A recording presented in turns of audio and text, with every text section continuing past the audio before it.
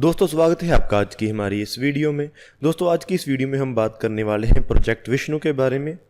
Project Vishnu हमारा scramjet engine project है जिसके फ्रेश ट्रायल्स डीआरडीओ करना चाहता है और अब इसके जो ट्रायल्स किए जाएंगे वो ज़्यादा लंबी ड्यूरेशन के लिए किए जाएंगे। डीआरडीओ का hypersonic technology demonstrator vehicle HSTDV पहले ही हाइपरसोनिक कंबशन को सक्सेसफुली डेमोस्ट्रेट कर चुका है। इसको पहले 20 सेकंड से ज़्यादा लंबे समय तक डेमोस्ट्रेट किया जा चुका है, जिसमें इसने 1 सेकंड में 2 किलोमीटर की दूरी को ट्रैवल किया है। लेकिन अभी एक लंबी ड्यूरेशन के लिए एक नया स्क्रैमजेट इंजन टेस्ट प्लान किया गया है, जो कि बेंगलोर में स्थित ग्राउंड टेस्ट फैसिलिटी से एक लंबी ड्यूरेशन के लिए टेस्ट किया जाएगा। स्क्रैमजेट इंजन को पहले 100 सेकंड्स के लिए टेस्ट किया जाएगा और इसके बाद 400 सेकंड्स के लिए टेस्ट किया जाएगा और इसके बाद 600 सेकंड्स के लिए टेस्ट किया जाएगा और इसके बाद 1000 सेकंड्स के लिए टेस्ट किया जाएगा। 1000 सेकंड्स तक टेस्ट हो जाने के बाद ये अपने फाइनल गोल को अचीव कर लेगा।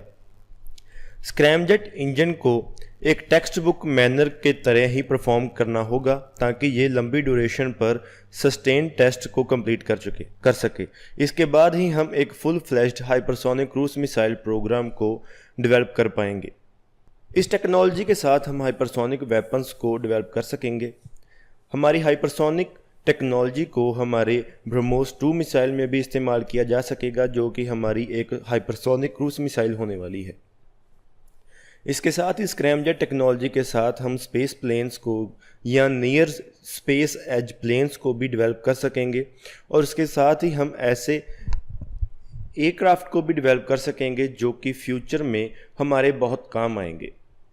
अभी हम SFDR मिसाइल को भी टेस्ट कर रहे हैं, जिसमें भी इसके रिलेटेड ही टेक्नोलॉजी का इस्तेमाल किया जा रहा है। इसके साथ हमें एक लंबी दूरी की मिसाइल्स मिलेंगी और इसके साथ ही ज़्यादा स्पीड वाली मिसाइल्स मिलेंगी।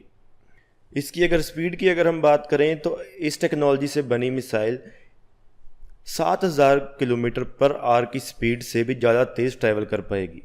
तो चलिए दोस्तों हमारे HSTDV प्रोग्राम के बारे में डिटेल में जानते हैं और हमारे हाइपरसोनिक वेपन्स के बारे में भी जानते हैं।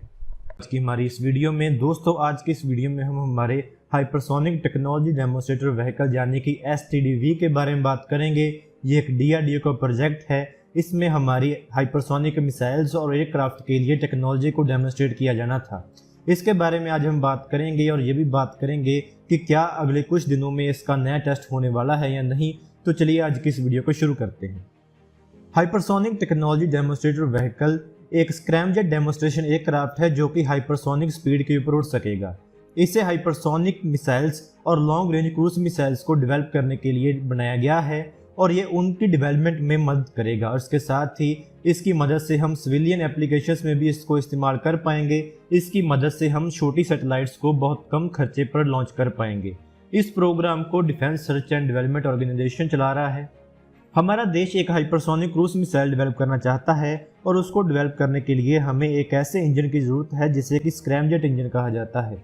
स्क्रैमजेट इंजन को हमारे हाइपरसोनिक टेक्नोलॉजी डेमोस्ट्रेटर व्हीकल में टेस्ट किया गया था। स्क्रैमजेट इंजन एक एयर ब्रीथिंग इंजन है। अभी जो हम लॉन्च सिस्टम इस्तेमाल करते हैं जिसमें हम रॉकेट इंजन्स की बात कर रहे हैं, उनमें जो 70% प्रोपेलेंट होता है वो ऑक्सीडाइजर होता है, जिससे कि एक एयरक्राफ्ट का या एक लॉन्च व्हीकल का वजन काफ़ी बढ़ जाता है। उसी प्रॉब्लम को कम करने के लिए ऐसे स्क्रैमजेट इंजन का इस्तेमाल किया जाएगा। एयर ब्रीथिंग इंजन में हमारा देश 2 इंजन्स के ऊपर काम कर रहा है, एक रैमजेट इंजन है और एक स्क्रैमजेट इंजन है और इसके साथ ही हम एक और तरह के रैमजेट इंजन के ऊपर बात कर रहे हैं जिसे कि ड्यूल मोड रैमजेट इंजन कहा जाता है। तो चलिए अब स्क्रैमजेट इंजन के बारे में बात कर लेते हैं। स्क्रैमजेट इंजन हवा से ऑक्सीजन लेता है। जो स्क्रैमजेट इंजन होते हैं इनमें हमें अलग से ऑक्सीडाइजर को लेने की ज़रूरत नहीं होती है। इससे इस एयरक्राफ्ट का वजन काफ़ी हल्का हो जाता है या इस लॉन्च व्हीकल का वजन काफ़ी हल्का हो जाता है और जो ऑक्सीडाइजर है वो हवा से लिया जाता है। स्क्रैमजेट एक एयर ब्रीथिंग जेट इंजन है जो कि व्हीकल के फॉरवर्ड मोशन की मदद से उसकी तरफ आने वाली हवा को कंप्रेस करता है, जो कि एक बिना रोटेटिंग कंप्रेसर के किया जाता है, यानी कि इसमें एक रोटेटिंग कंप्रेसर नहीं होता है।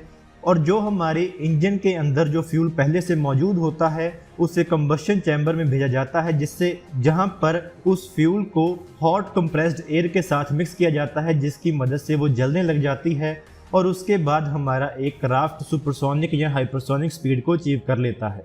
इससे पहले हम जो रैमजेट इंजन के ऊपर काम कर रहे हैं वो सुपरसोनिक स्पीड के ऊपर बहुत अच्छा काम करते हैं, जो कि मैक 3 की स्पीड है। थियोरेटिकली रैमजेट इंजन मैक 6 की स्पीड के ऊपर भी ऑपरेट कर सकते हैं, लेकिन जो स्क्रैमजेट इंजन होते हैं वो रैमजेट इंजन की एक इम्प्रूवमेंट होते हैं। वो हाइपरसोनिक स्पीड के ऊपर एफिशिएंटली ऑपरेट कर सकते हैं और इनमें सुपरसोनिक कंबशन होता है। इसीलिए इन इंजन्स को सुपरसोनिक कंबशन रैमजेट कहा जाता है या स्क्रैमजेट कहा जाता है। हमारा हाइपरसोनिक टेक्नोलॉजी डेमोन्स्ट्रेटर व्हीकल इसी इंजन को टेस्ट कर रहा है।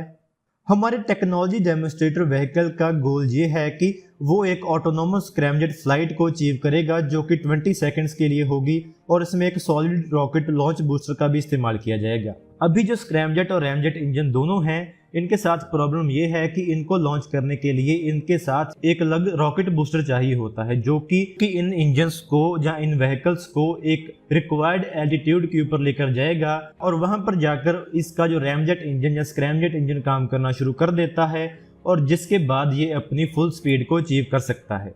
हमारे DRDO का एम ये है कि वो एक 1300 lbs के थ्रस्ट वाला स्क्रैमजेट इंजन डेवलप करेंगे, जो कि एक full scale air breathing model होगा। अभी तक जो रिपोर्ट्स आई हैं उससे ऐसा पता चला है कि इस इंजन प्रोजेक्ट में रशिया ने हमें मदद की है। हमारे HSTDV प्रोग्राम में इजराइल और रशिया दोनों ने मदद की है।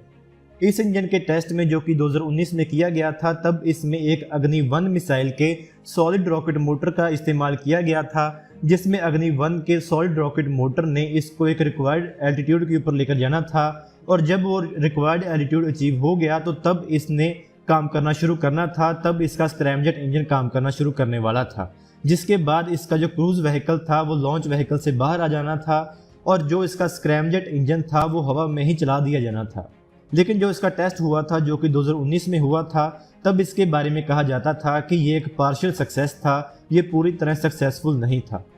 लेकिन ऐसी खबरें थी कि इस टेस्ट में हमारे HSTDV व्हीकल ने अपने स्क्रैमजेट इंजन को टेस्ट कर लिया था और उन्होंने अपनी हाइपरसोनिक स्पीड को भी अचीव कर लिया था। लेकिन जो भी इस टेस्ट के लिए जो इश्यूज आए थे वो इसके जो अग्नि-1 के लॉन्च बूस्टर का जो इस्तेमाल किया गया था उसके कारण आए थे।